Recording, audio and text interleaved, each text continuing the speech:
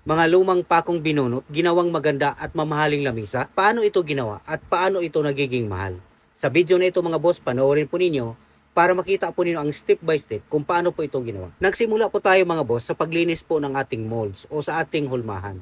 Ginamitan po natin ito ng alcohol at pinunasan po natin ito para matanggal po ang mga alikabok na nagdikitan po dito o dumi na nagdikitan po. Ayan po. Matapos po nating linisan ito mga boss, ang ginagawa po natin ngayon ay inilagay na po natin sa tamang level itong ating molde. Nang sa ganon, kapag ibinuhos na po natin ang ating chemical, magiging pantay po ang kapal po nito. Importante po ito mga boss bago po tayo magbuhos. At dahil nasa tamang level na po mga boss, timplahin na po natin yung ating pangbuhos dito.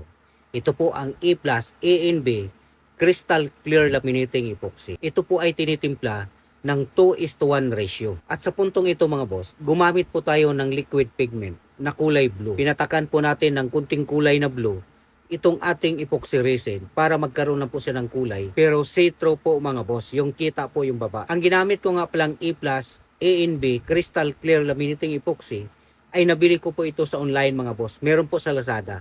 At ang itong ating pangtimpla na pigment sa Shopee at Lazada, pwede po nating mabili ito. Sa nakikita po niyo mga boss, ibinuhos na po natin yung ating mga lumang pako. Ayan po. Halo-halo po ang size po niyan. Meron pong numero 1, numero 2, 3 at 4.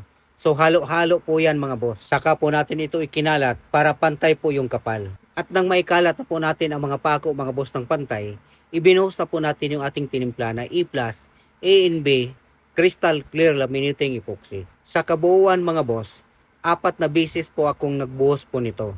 Dahil hindi po natin pwedeng biglain sa kapal dahil nga sa laminating epoxy po ang gamit po natin. Mag-crack po ang laminating epoxy kapag matuyo na po siya.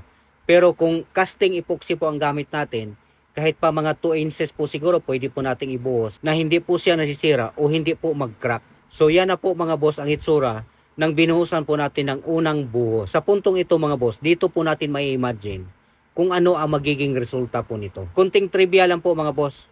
Huwag po kayo mag-alala na baka sabihin po ninyo na madaling masira yan dahil kalawangin o makalawang po yung pako na ginamit mo. Ang mga bakal mga boss na ginagamit para po sa pag-asintada ng mga hollow block, paggawa ng mga poste at paggawa po ng mga beam, basta walang crack ang simento at hindi po makakatagos ang hangin sa loob, kahit pa 100 taon mga boss kapag binakbak mo yung simento na yon, bago pa rin yung bakal na nasa loob. Sa dahilan nga na hindi pinasok sa loob ng hangin at tubig sa loob po. So sa ginawa po natin ngayon mga boss, kahit pa ilang taon ito, dahil sa na-sealed o silyado po siya diyan sa loob at hindi po nakakatagos ang hangin at tubig, hindi po talaga magbabago ang kalawang na nakikita po natin dito.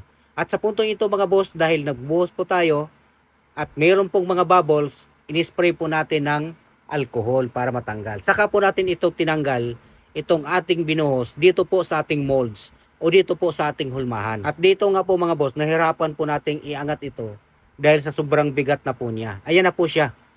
Ayan, ito naman po yung sa likod na bahagi. At pagkatapos po nating tanggalin mga boss, nilihan na po natin itong gilid. Dahil yung portion na yan mga boss, matalas po siya. At matapos po nating lihain ito mga boss at nilagyan na po natin ng masking tape yung gilid, kung napansin po ninyo. Nilagay po natin yung masking tape na yan sa gilid para harangan yung ating last na buhos. Dahil kapag hindi po natin harangan yan, masasayang lang po yung ating chemicals. Dahil yan po ay self-leveling po siya. Kusang nagli-level po yan mga boss. So kung walang harang yan, matatapon lang po siya. Saka na po natin tanggalin yan kapag malapit na po siyang matuyo o yung parang nag-sticky na po siya o nag-jelly po. So dahil sa bagong buhos mga boss, may mga maliliit na bubbles po na maaari pong makikita po natin. So, ini-spray po natin ulit ng alcohol. Saka po natin tinanggal yung masking tape nung malapit na siyang matuyo. At sa nakikita po yung mga boss, nagkaroon na po ng mga tulo. Ayan po. At may purpose po yan mga boss kung bakit tinanggal po natin ang masking tape na malapit na po siyang matuyo. Sa dahilan po na para magkaroon din po ng epoxy resin yung ating gilid. Sa pamamagitan po ng ating pagsapo, gamit po ang paintbrush. Ayan, para magkaroon din po ng resin dyan po sa gilid at hayaan na po natin siyang tumulo. Kapag nakita na po natin na nabasa na po ng pantay yung gilid. So kung kayo po hindi pa nakapag-subscribe sa ating channel, mag-subscribe na po kayo mga boss at huwag po kalimutang i-like at i-share ang video na ito. So ito na nga po ang itsura nung natapos na po siya at nalagyan na po natin ng paa.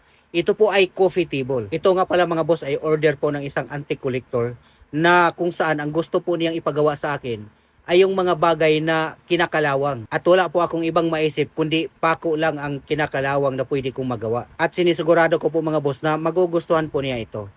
Maraming salamat po. Hindi ka maliligaw, sagot na yan ni Larry, trust me now.